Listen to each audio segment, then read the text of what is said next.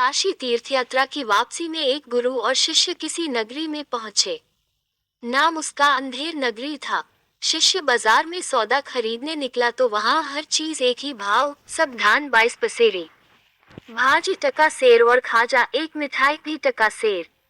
शिष्य और चीजें खरीदने के झंझट में क्यों पड़ता, 1 टके का सेर भर खाजा खरीद लाया और बहुत खुश होकर अपने गुरु से बोला, गुरुजी, यहाँ तो बड़ा मजा है, खूब सस्ती हैं चीजें, सब टका सेर। देखिए 1 टका में ये सेर भर खाजा लाया हूँ। हम तो अब कुछ दिन यही मौज करेंगे, छोड़िए तीर्थ यात्रा, ये सुख और कहाँ मिलेगा।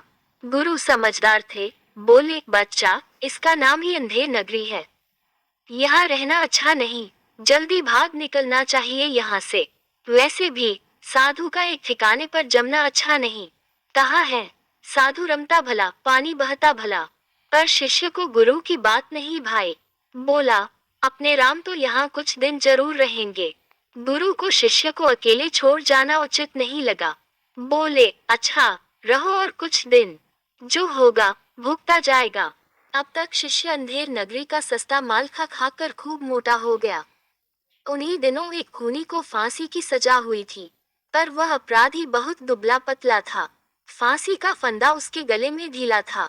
इस समस्या से निजात पाने के लिए राजा ने कहा कि जिसकी गर्दन मोटी हो उसे ही फांसी लगा दो। अंधेर नगरी ही जो ठहरी। हाकिम ने सिपाहियों को हुक्म दिया कि जो मोटा आदमी सामने मिल जाए उसी को फांसी लगा दो। एक खून के बदले में किसी एक को फांसी होनी चाहिए, इसकी हो या उसकी, किसी की भी हो, जीव के बदले जीव। सिपाही मोटा व्यक्ति खोजने चले तो वही मोटा शिष्य सामने पड़ा। वह हलवाई के यहाँ खाजा खरीद रहा था। सिपाही उसे ही पकड़ कर ले चले। गुरु को खबर लगी, वह दौड़े आए, सब बातें लोगों से मालूम की। एक बार तो उनके मन में आया कि इसे अपनी बेवकूफी का फल भोगने दे, पर गुरु का हृदय बड़ा दयालु था। सोचा, जीता रहेगा तो आगे समझ जाएगा।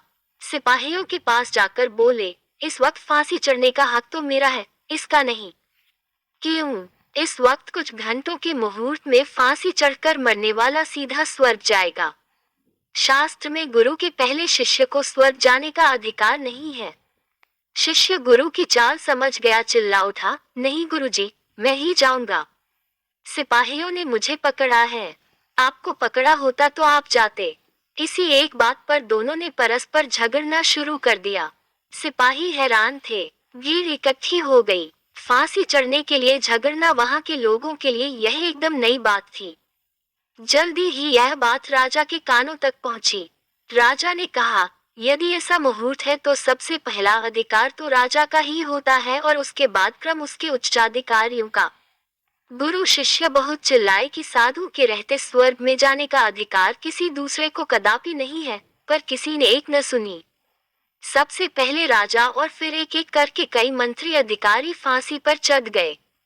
गुरु ने सोचा कि अब ज्यादा मनुष्य हत्या नहीं होनी चाहिए, तो अफसोस करते हुए बोले, अब तो स्वर्ग जाने का मुहूर्त समाप्त हो गया। इसके बाद फिर कोई फांसी न चढ़ा। तभी गुरु ने शिष्य के कान में कहा, अब यहाँ से जल्दी से निकल भागना चाहिए। देख लिया न तुमने कि अंधेर नगरी में कैसे कैसे बेवकूफ बसते हैं।